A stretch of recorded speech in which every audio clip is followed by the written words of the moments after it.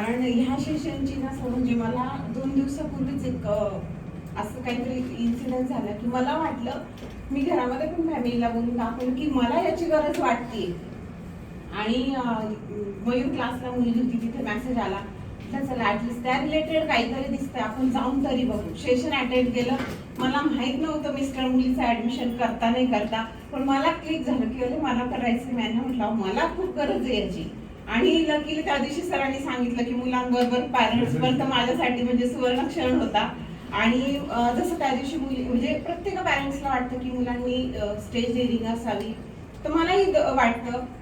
त्या दिवशी खरंच केलं. आणि म्हणजे मला मी घरी गेल्यानंतर मिस्टरांना म्हटली, त्यांनी पण तो व्हिडिओ बघितला, म्हणे अरे काय खूप छान.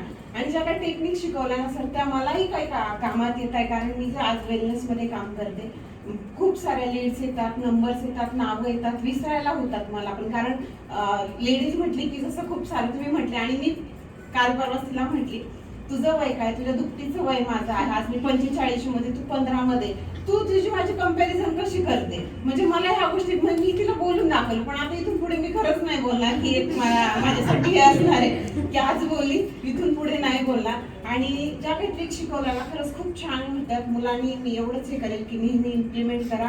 आणि ऑनलाईन हे सेशन असतील ना, त्याच्यामधून ही ऍक्टिव्हिटी करून घ्या.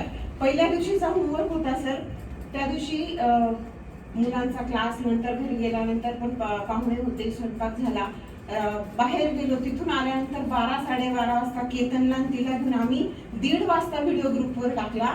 रोहित सरांनी रात्री 2 वाजता त्याला हे केलं, रिप्लाय केला. म्हणजे मी कारण त्या दिवशी म्हटले तर पण मी म्हटले आपल्याला लेट झालंय, टाकावे की नाही टाकावं, पण मी तिला टाकून. म्हणजे खरंच टीम पण इतकी अलर्ट आहे ना की तुम्ही काय करताय त्याला अप्रिशिएट करणं पण फार गरजेचं आहे. ह्या छोट्या छोट्या ऍक्टिव्हिटी तुम्ही ऑनलाईन मधून पण करून घ्या की जेणेकरून मुलं डेली काहीतरी होमवर्क करतील आणि त्याच्यात गुंतून राहतील.